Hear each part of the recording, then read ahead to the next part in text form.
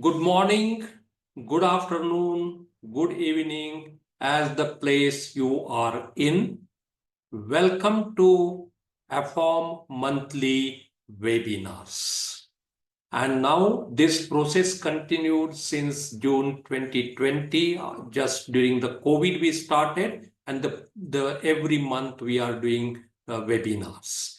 Today's webinar is on the role of medical physicists in developing indigenous radiological and cost-effective equipment, accessories, challenges, and success stories. Medical physicists play a very crucial role in clinical planning, dosimetry, and all these things. However, he also can play in the development of indigenous radiation equipment, bridging the gap between the availability and supply, and also the cost it can take care, because the LMI countries, the cost is a big factor. Medical physicists can use their expertise in designing, testing, and optimizing radiation therapy diagnostic imaging technologies tailored to the local needs of the healthcare. However, the journey of development, innovation of this radiation equipment or accessories is not an easy task. It's not a red carpet welcome. It has a challenges, including limited resources available with the clinical medical physicist, the time because he's very busy in clinical medical physics practice, there are regulatory hurdles, and there are technological constraints to bring into a market. Despite these obstacles, some success stories highlight the resilience and innovation of medical physicists in developing cost-effective, high-quality radiation equipment, improving accessibility to advanced cancer treatment and diagnostic services in resource-limited setting. And today, we are going to listen the experience of Dr. S. Senthil Kumar, who is Senior Assistant Professor of Radiology Physics at Madurai Medical College, and more than 25 years of medical physics experience. And I know him since beginning and developing many innovative ideas, equipment. He has his PhD in design and study of in-house quality improvement devices for external beam radiation therapy. He has been awarded 25 best papers, just to mention ARY 2024 national level, ISO MUR CanCon 2024 national level, Oncology 2022 international level, gold medal and best paper award in ARY conference national level, Vellamal Healthcare Innovation Award 2019 at national level, and award of 2 lakh rupees prize. Best Paper Award, first prize Cancer CI international level. Best Paper Award, Best Breast Oncology Kerala government. And he has been bestowed upon Abdul Kalam Innovation Award of 2022. He has developed more than 50 radiation treatment quality improvement devices, including lightweight, lead-free radiation protective aprons. Meritorious Medical Physics Award he received in 2006 from AMPI at national level. He already got 2 patents and 8 patent applications are pending. So now I invite Dr. Senthil Kumar to present his experience in innovating radiation equipment. And if you have any question, please type them into the chat box. I will try to collect all those questions and try to have discussion at the end of his talk. This webinar is a CPD accredited by ACPSM, and you will get 2 CPD points for attending this call. So Now, floor is Dr. Senthil Kumar. You can share your PPT and let us know how you are.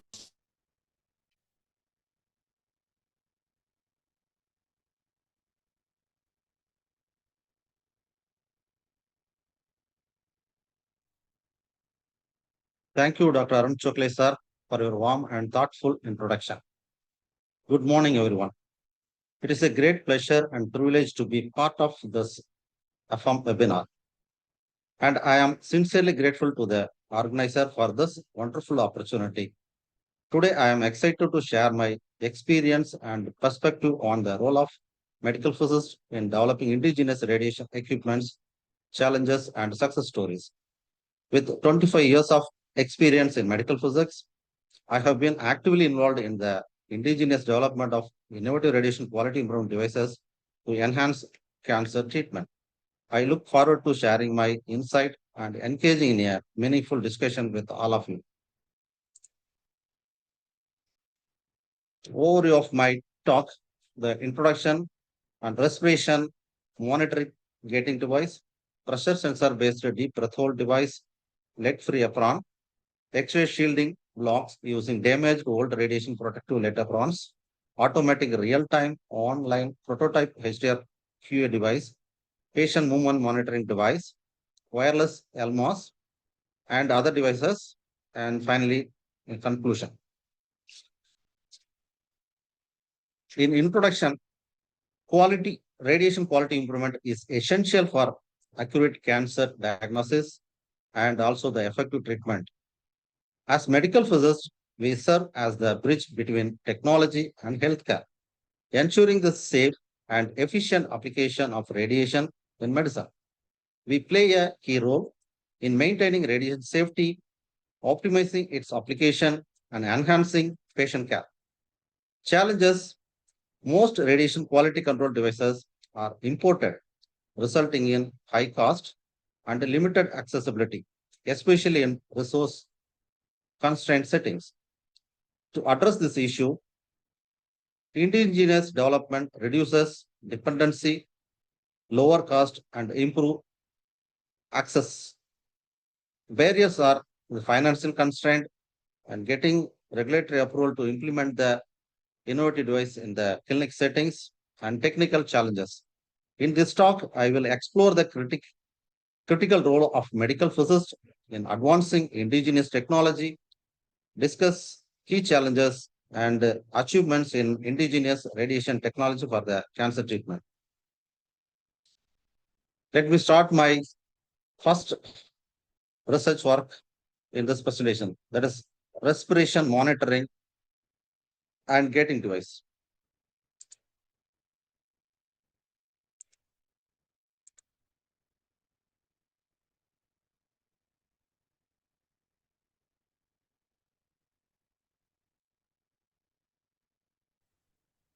Senthil, any issue? Yeah, I couldn't see my presentation. It is My there. image. Yeah, my video only is coming. It is there. It is coming. We are able to see it. Go ahead. I think one Yeah, by yeah. one slides.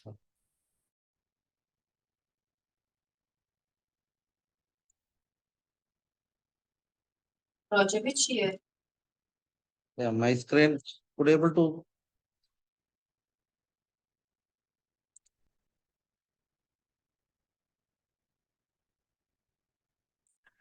Go to the slide mode Yeah, and then go. yeah. Now it's fine. Yeah.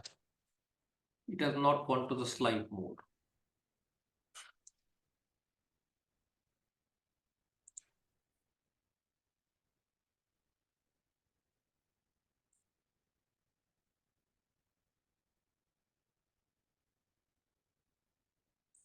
Could you have shared the slides? We could have run it.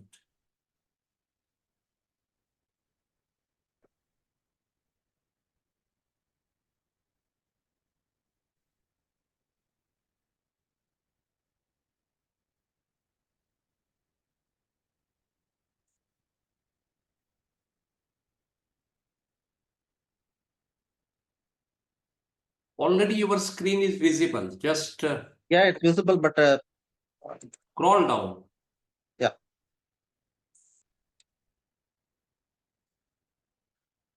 It's appearing only the first screen, sir.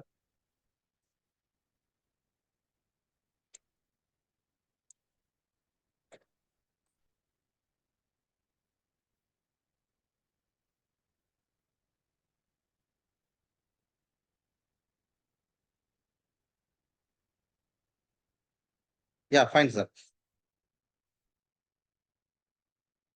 Sir, would you able to see that? Hello? We are able to see it.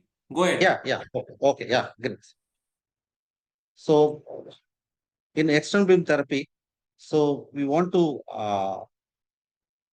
see the getting of the breath.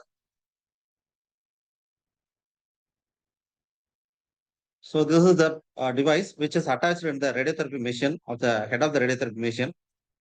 So there is a screens are there, that software inbuilt in a laptop and attached with the web camera. So to see the visualization of the direct patient movement, and once the same thing can be kept in the control console, and the patient is started to breathing, we can record the breathing pattern of the patient, and my device is sensing continuous breathing of the patient. The system also will check, and if the threshold we can able to provide, once the threshold is exceeded, it will stop the beam, and if it is in the limit, so it will allow the radiation beam. So like that, we can able to deliver in the continuous breathing as well as the breath hold technique. So this is a device which is attached in the external beam radiotherapy machine, and you can see this is the laptop inbuilt with the software, and we can able to visualize the patient actual breathing pattern of that, and also you can see that actual patient captured by the web camera, which is kept inside the machine, and the breathing pattern will be recorded here, and it will be measured as a digital as well as analog data.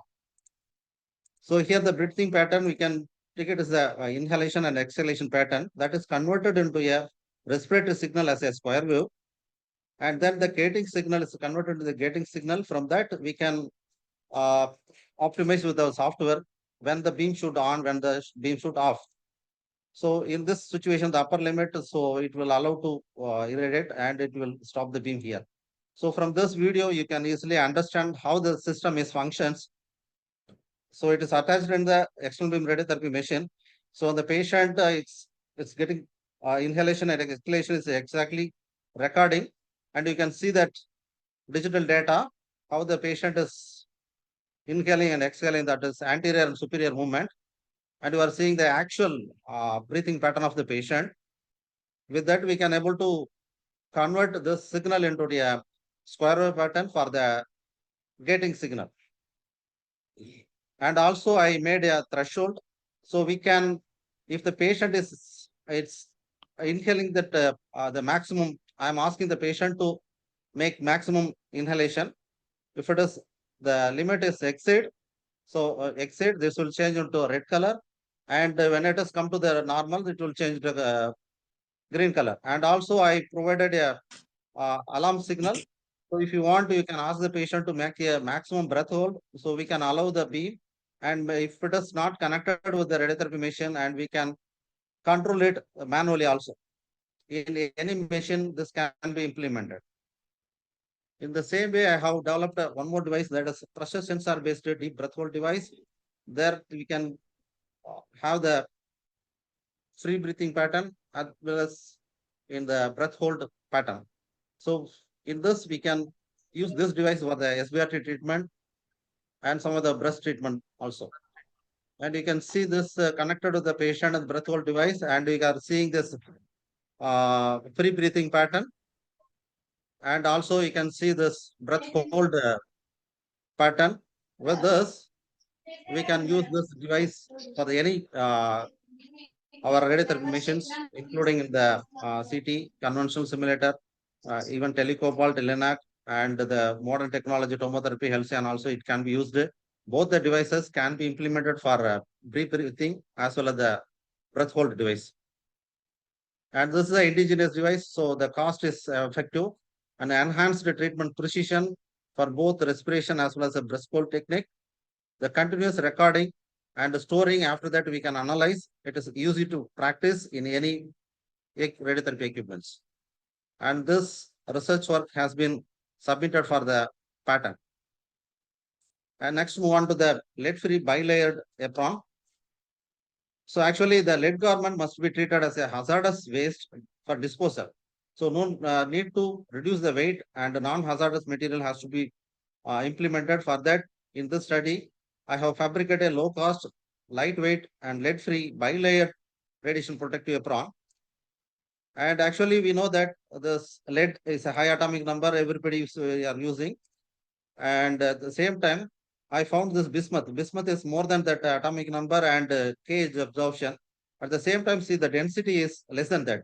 So if you are using with the bismuth, definitely the weight of the apron will be reduced. At the same time, the effectiveness of the radiation absorption will be more. But if you use with the bismuth, so the cost of the apron will increase. So what I thought, to reduce the cost, I used with the different materials, that is antimony and barium, that is low cost material. So that antimony and barium as a one layer, and then the bismuth as another layer. So effectively, the low energy X-ray photons will be absorbed by this first layer, and the bismuth will be taking care of the high energy photons. So this in this way, I reduce the cost of the bilayer non-lead apron. And I have done with the X-ray measurement for analyzing the effectiveness of the lead-free apron, the dosimetrically as well as imaging. So I got a very good result with the compared with the commercially lead apron. So it's very good absorption capacity. And this research work has been granted a patent. So non-lead based bilayer lightweight radiation protective apron. And during the study, the lead apron, after usage of the lead, the damaged lead apron, it's very difficult to dispose it. So I thought to make it in a used damaged lead apron in a meaningful way. So that is X-ray shielding blocks. So if the damaged material incorporated in the concrete or in the concrete blocks, these blocks can be used in the X-ray room construction. So effective or wall thickness we can make it. At the same time, the waste hazardous lead material can be used in a meaningful way. And after the fabrication of the concrete blocks, also I studied and I got a very good result. And this study also filed a patent for patent. And next study is the automatic real-time online prototype HDR quality assurance, which has developed an in-house software with the laptop and fluorescent screen with the camera, lighted box. And you can easily understand the concept from this diagram. So these are the catheters which placed over the fluorescent screen. This is a HDR catheter which placed over the fluorescent material. So this is covered with a block box, so not allowed to enter the external light. And over that, I kept a web camera to visualize the radioactive source movement in the fluorescent screen. And this is connected with the HDR machine with the help of transferring tube, and the camera is connected with the laptop. Now you can see once the radiation entered inside this fluorescent material, that radioactive source will be transferred into the blue color light. That will emit the blue color light. With that light, I collected from this web camera and recorded in the laptop. And there I started to analyzing the positional accuracy. This is the experimental setup of my device. This is a device which is connected to the HDR machine. And you can see how this HDR radioactive source changed into a visible light. So now you are seeing the HDR radioactive source which is placed, and I placed a scale mark. So visually you can able to see the positional accuracy, and you can calculate the dual position, dual time. So both we can calculate from this. So visually, so generally unknowingly we are calculating, but now we can able to visualize the radioactive source in a way, and this is a software. So the software automatically will calculate the dual position and dual time. And this research work also has been filed for patent. And next, move on to the patient movement monitoring device using an ultrasound based sensor device. So this ultrasound sensor based is basically its function like that. So the device which has two things, one is the ultrasound emitter, another one is the ultrasound receiver. So once the ultrasound emitter emit the ultrasound signal, if the object is there, the object will reflect the ultrasound signal that is received by the ultrasound receiver. So this will calculate the distance. I have developed a software. That software will calculate the distance between the emitted ultrasound and receiver ultrasound. And if the object is moved, so the distance is differed. So the device is automatically will sense and it will give the signal to this alarm as well as the LED signal. So if it is connected to the radiotherapy machine, if the position is moved, so it will automatically switch off the machine. So we can connect with the radiotherapy machine as, or you can have the control. You can directly you can use it. If you want to more both side, you can use it.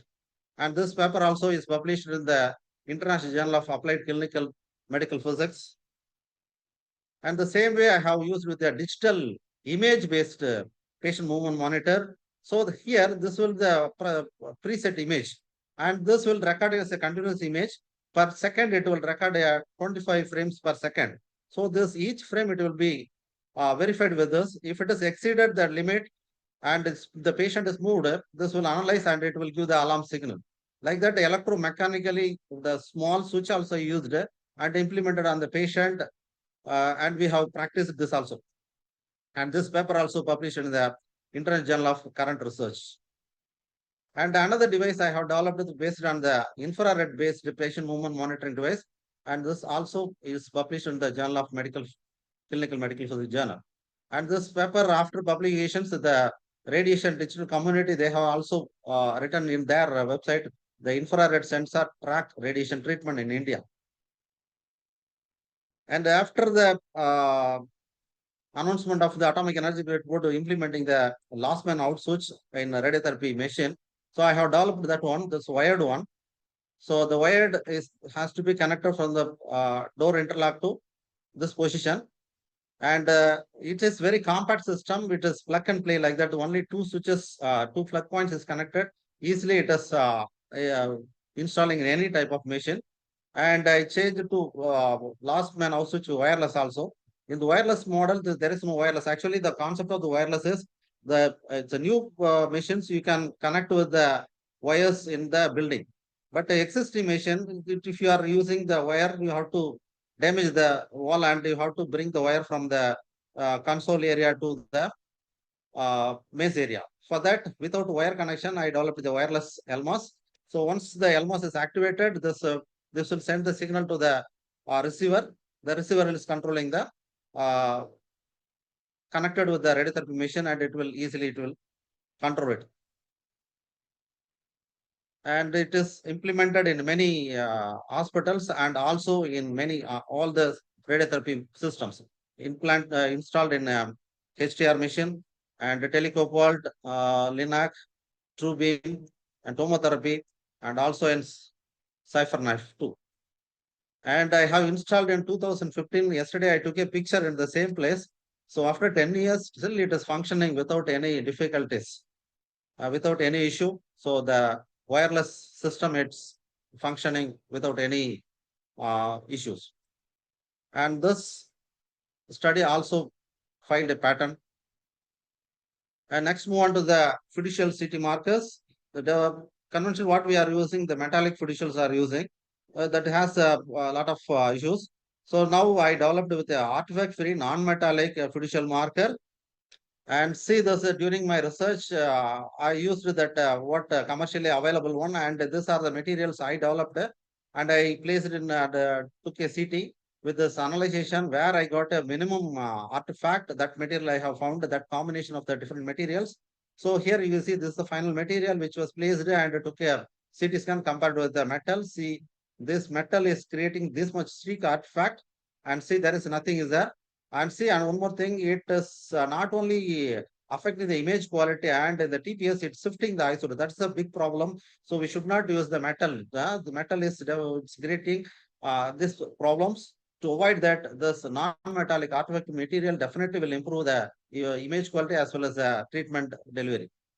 And this is the fiducial which placed over the patient, and see there is nothing there.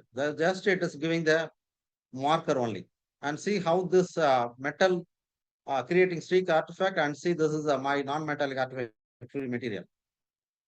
And see this at CT number of the metallic one, and see minus nearly it's less than 1,000 only. So the 1,000, nearly 1,000, it definitely will not give any artifact because of this high Hounsfield unit. It's producing this much artifacts. And see this how it is breaking the cover of the phantom. And see this is the my material. It's nothing is that just it's give the a dot mark. And also I checked for uh, 6 MV as well as 15 MV. See this isotope shift is for 6 MV, it is somewhat is little, and see when the energy is increasing, the shift is more. So definitely you should not use this metallic one. You have to use the non-metallic artifact material only for the fiducials. And I implemented for the patient, I see the 6 MV as well as the 15 MV, and see my non-metallic, it's there is no shift in the isotopes. And this also filed a patent. And also I developed a scar marker which you can place over the scar, and the scar is visible on the topo as well as in the CT without any image quality degradation. And also I play over the scar around the patient, and I got these are the fiducials, though no degradation of the image. And see this is the scar marker, it is just giving the scar area. And the breast also we used this one. And one of the hospital I just visited at the time, they have used this one as a reference, and also they placed with the fiducial in that. And also I developed a rectal marker with that non-metallic material and implemented on the patient body, as well as the vaginal marker also I developed. And this one is the biopsy guideline marker, which can be used in the CT during the CT scan. Some guidelines it's required, otherwise they are puncturing more puncture on the patient body. For that, if you place this type of non-metallic biopsy guideline marker, will give that path, and you can easily insert where you want to take a biopsy, and see without any image degradation, and you can easily identify where you want to take a biopsy.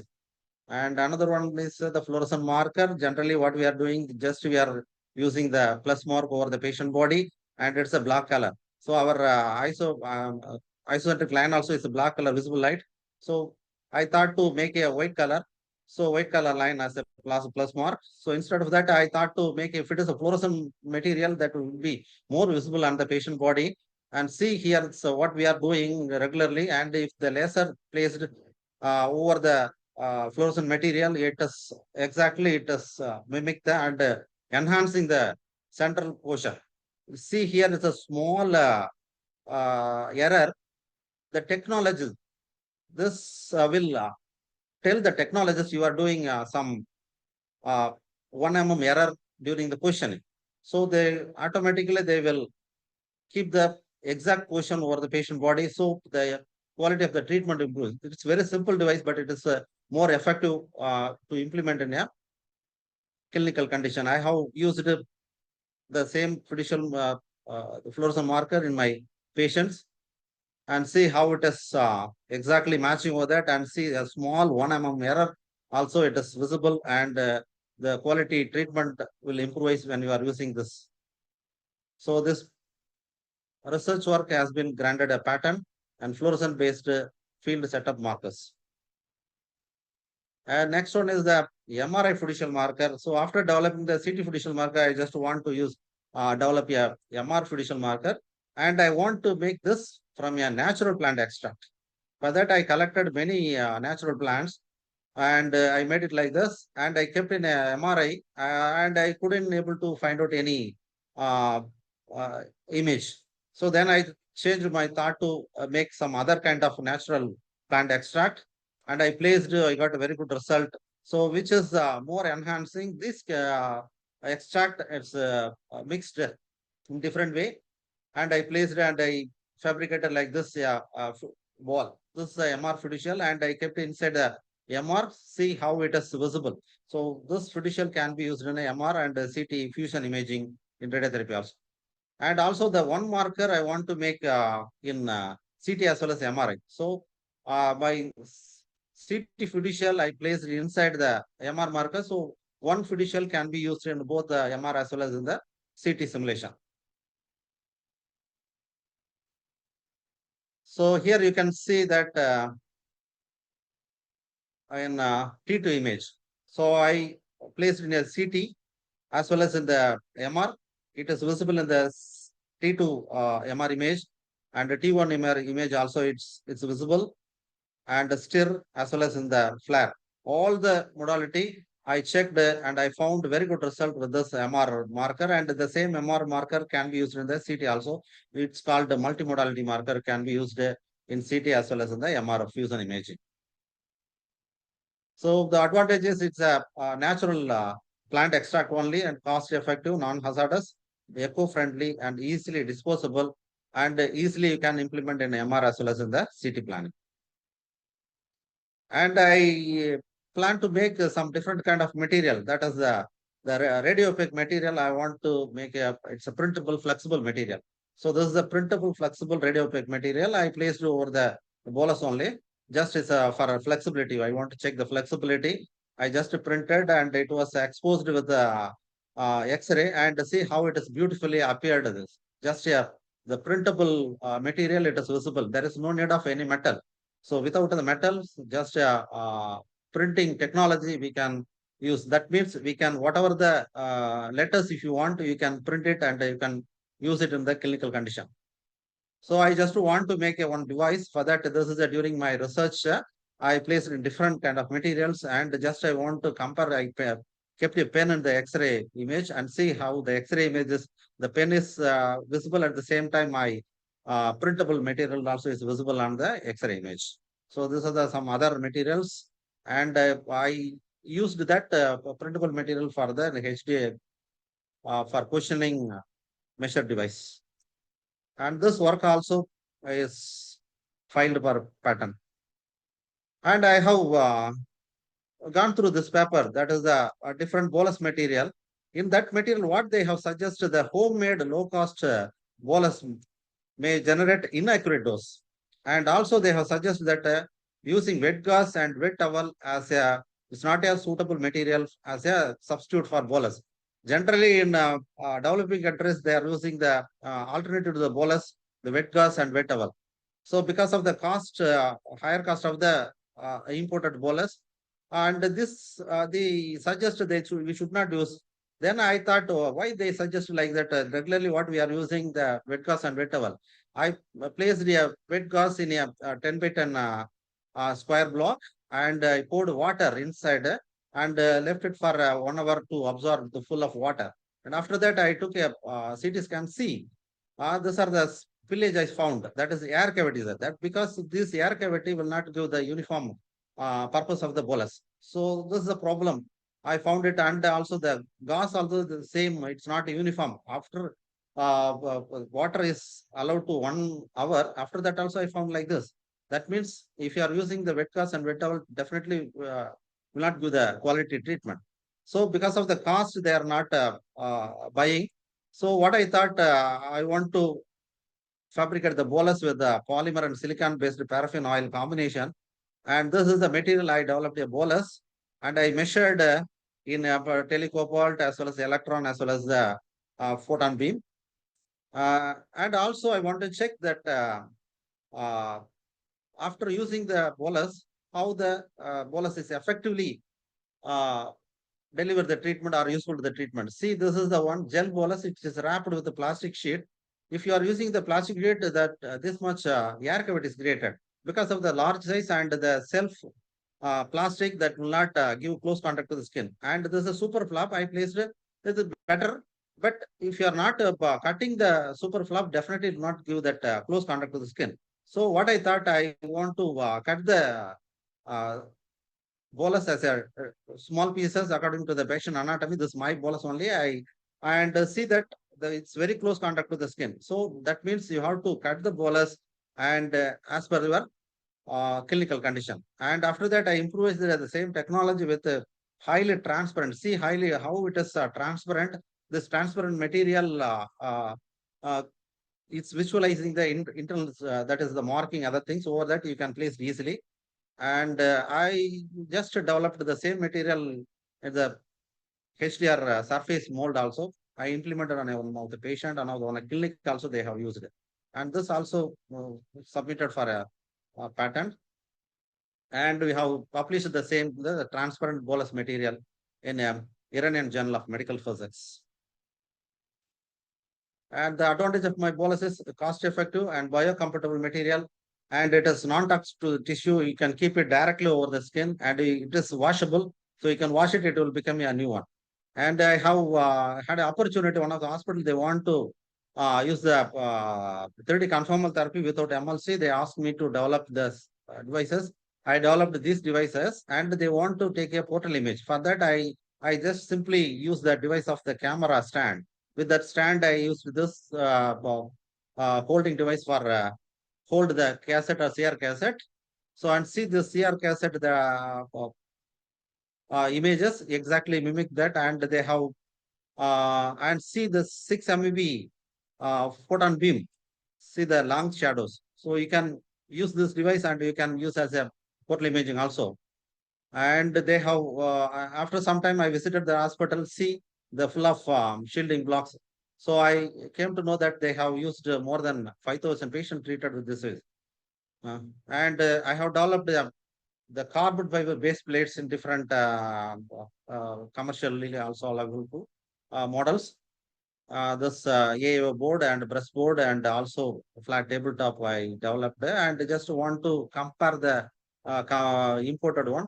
This is I developed a small piece of carbon fiber, and this is a commercial available AAO board. I took a scout image in the CT as well as the cross-sectional image, and also checked the transmission measurement in the LINAC. I got a very good result. After that, it was implemented in one of the hospitals. They have used in CT as well as in the during the treatment. And I that time I have checked that this is the CT table and this is my AA board. I got almost the same CT value. And this table, CT table, flat tabletop can be implemented in any of the CT simulator. That is, this is the front type and this is the back side of the CT tabletop. And I made it as a universal technology. So you can, this is adjustable. So adjustable can be hold it in the CT table. So it will not move. So any type of CT simulator, you can use this flat tabletop. And also implemented one of the clinic. And I developed a brass build-up cap too. And this was compared with the imported build-up cap also. And I tell you that I have developed a different kind of mold that is phantoms. And I tell you that how I developed this. This is a thermocol as a mold where I took this tissue area and I poured with the melted wax inside that. And this area is removed. And see this is a developed one and replaced with the cork material as a lung substitute. And this also published in one of the International Journal of Radiation Research. And I have developed a different kind of beeswax phantom for measuring entry exit dose of the HCR as well as the external beam.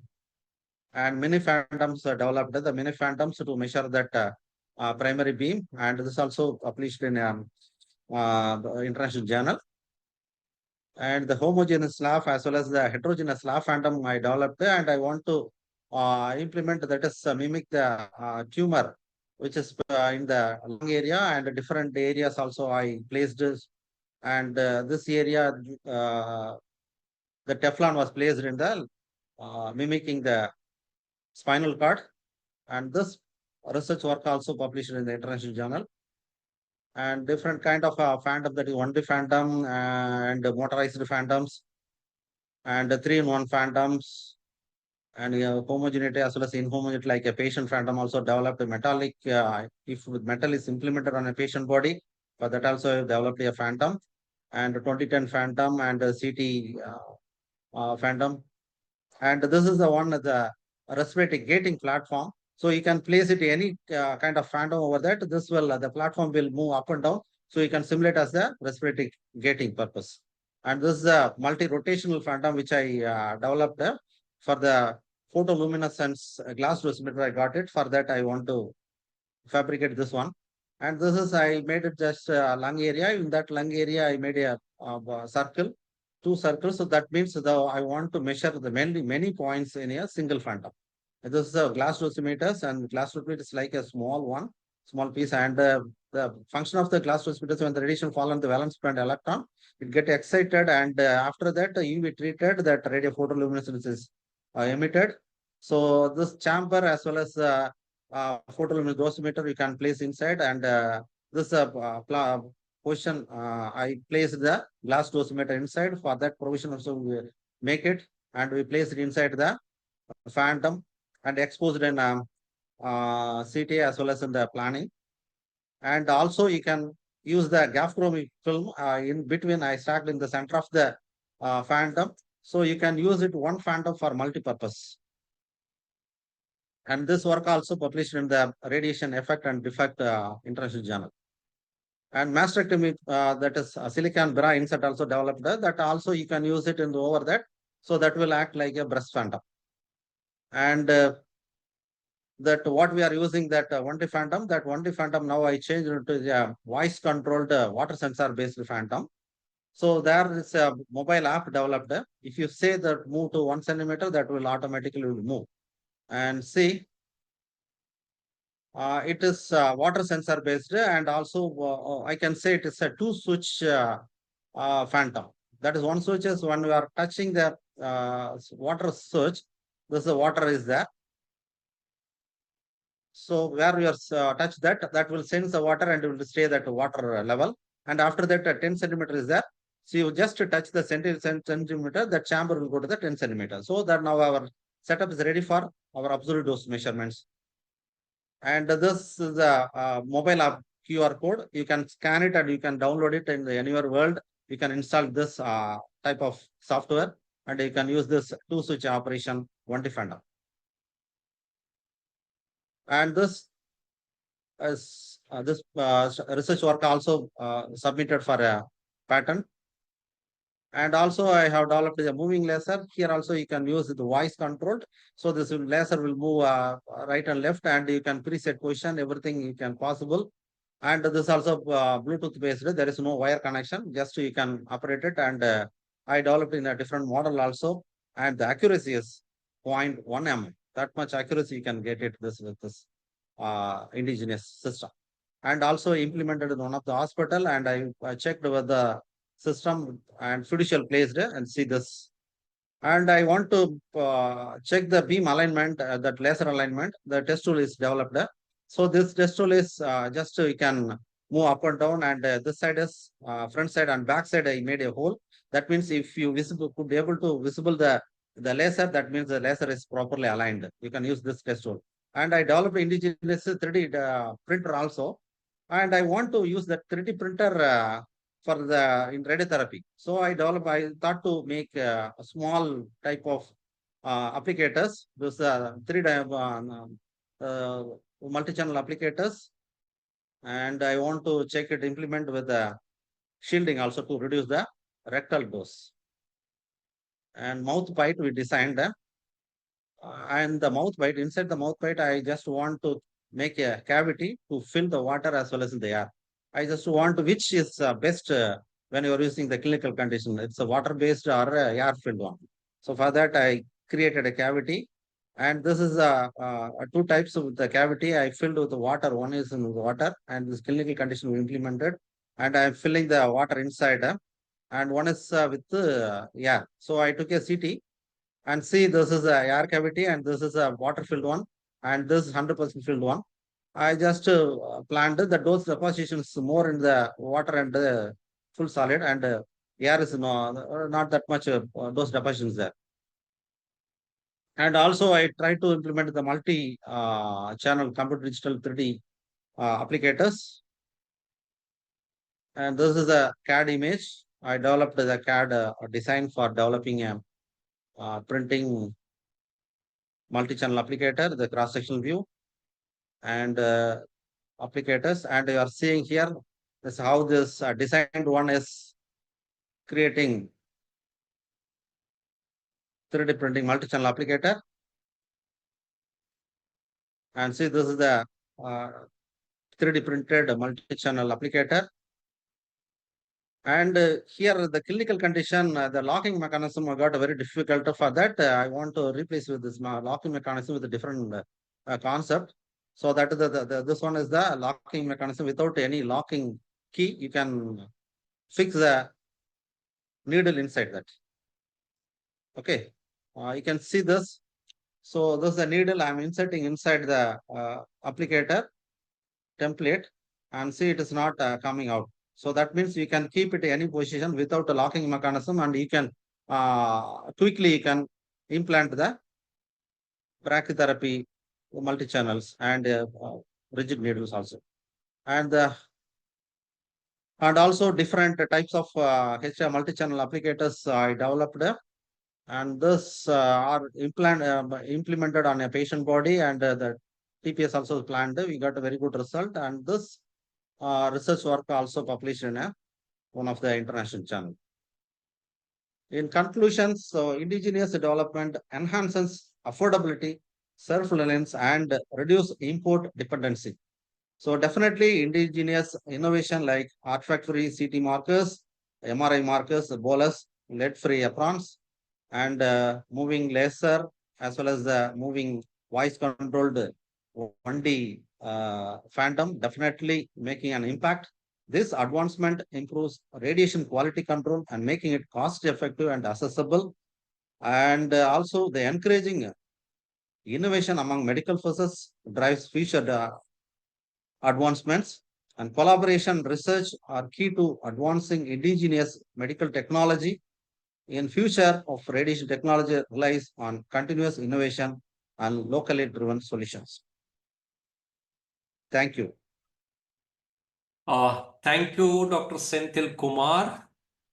You have presented and shown us how a medical physicist can innovate, can develop a cost-effective and need-based radiation equipment and accessories. Wonderfully, you have presented, demonstrated. And for the audience, I know Dr. Senthil Kumar. I have visited his institute and saw some development also. And he has more than 50 innovation, but want of time, he has not presented all, only main he has presented. This showcases that if you have a will to do and a desire, definitely you can do despite of the odds and all. And there are many funding agencies also like DBT, DST, ICMR, and many other from where you can get funding. Now, this webinar, some questions were there that will be recording is being done. It will be available on the AFOMP website within 2 or 3 days. And also, this is CPD accredited, and link is already provided into the chat box. Senthil Kumar, now you have developed so many things, right?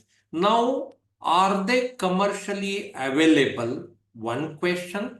And to make this commercially available, how much, because medical physicist is not a marketing or not a product specialist, what difficulties you encounter?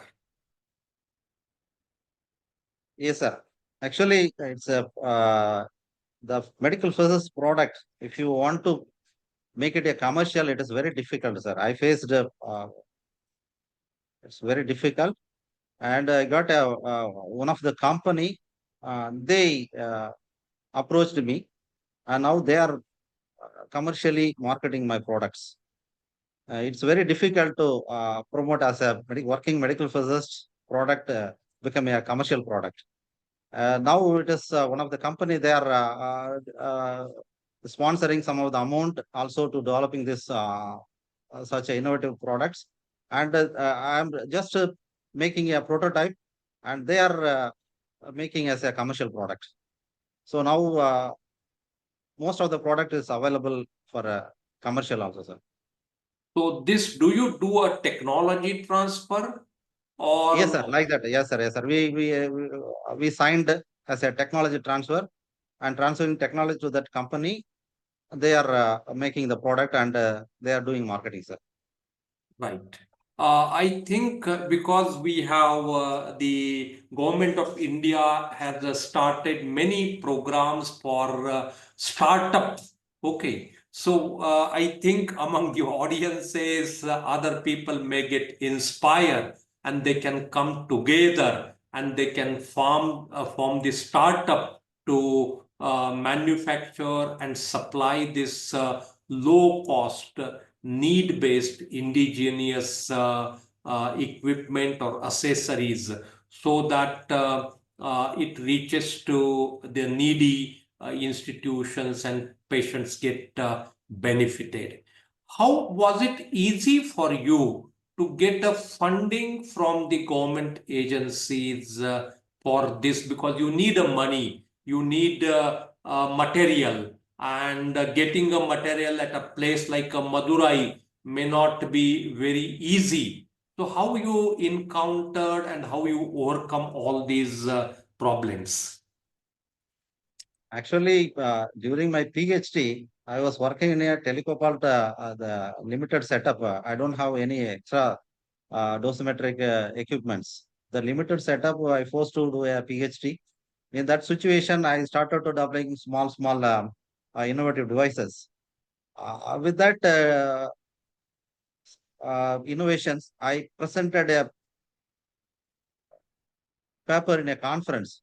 So there I got many best paper awards. With that best paper award, I got a good amount of money also. With that money, I invested for the buying the innovative products and other products.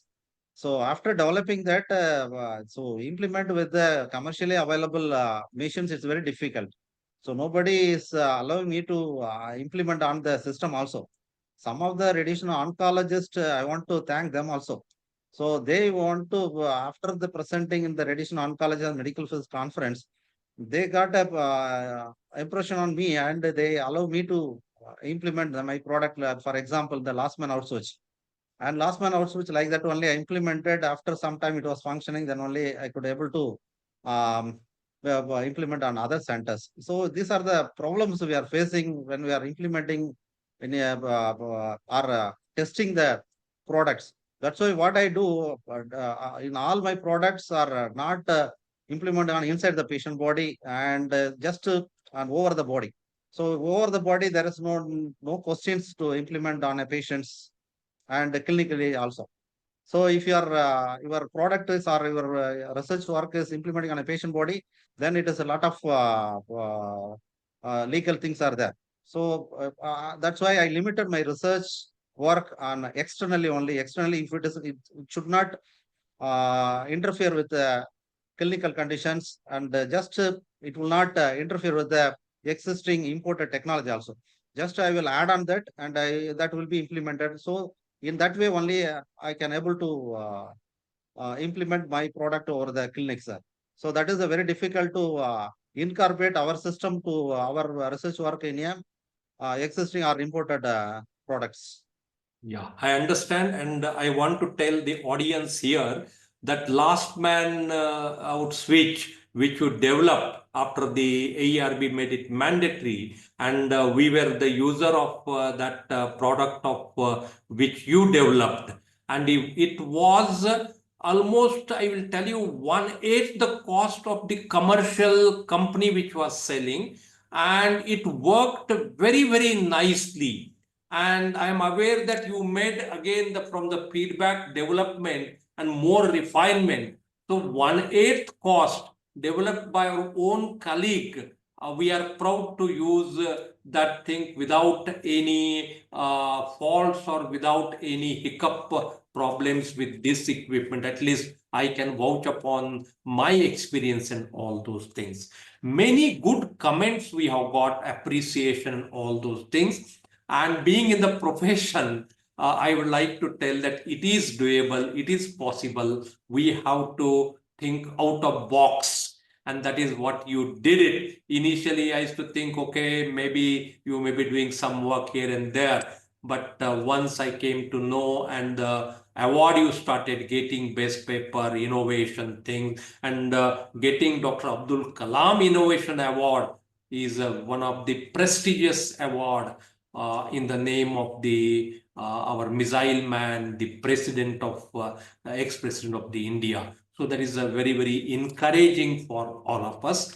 And when I thought that I can have this different kind of talk, how a medical physicist can be a part of this innovations and all those things, you have done that thing.